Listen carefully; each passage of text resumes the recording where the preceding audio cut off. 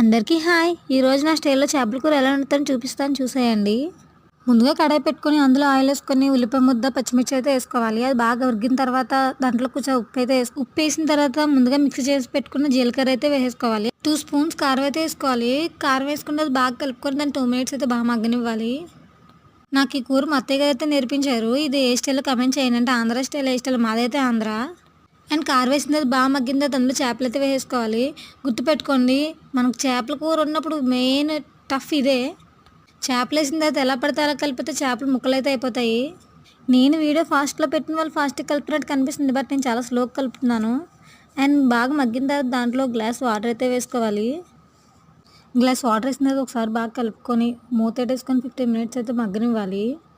15 minutes తర్వాత బాగా మగ్గిన తర్వాత ఆయిల్ అయితే పైకి వస్తూ ఉంటుంది. అంటే కూర దగ్గర పడిపోతున్నట్టే. కూర దగ్గర పడిన తర్వాత అందులో కొత్తిమీర అయితే వేసుకోవాలి. ఓకే అండి, మా చేపల కూర అయితే అయిపోయింది. బాయ్.